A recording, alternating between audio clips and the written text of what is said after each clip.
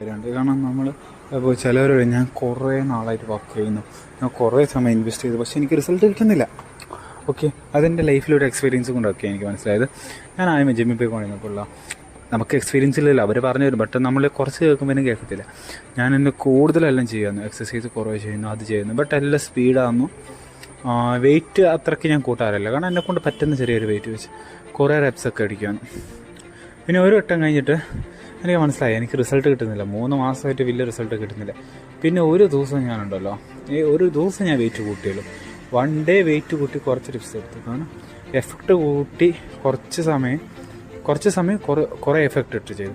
Result എനിക്ക് കിട്ടിയത് ബെറ്ററാണ്. അതേ രീതിയിൽ നമ്മുടെ ലൈഫിൽ നമ്മളൊരു കാര്യം ചെയ്യാൻ നേരത്ത് എന്തോരം സമയം ഇൻവെസ്റ്റ് ചെയ്യുന്നതല്ല, അതിൽ നമ്മൾ എന്തോരം നമ്മുടെ കോൺസെൻട്രേഷൻ മീൻസ് നമ്മൾ എന്തോരം ഇൻട്രസ്റ്റ് ആയിട്ട് എന്തോരം ഹാർഡ് വർക്ക് മീൻസ് അതിനകത്ത് എന്തോരം പ്രോപ്പറായിട്ട് നമ്മൾ ചെയ്യുന്നു, അതനുസരിച്ചായിരിക്കും നമ്മുടെ result. Learn from the mistake.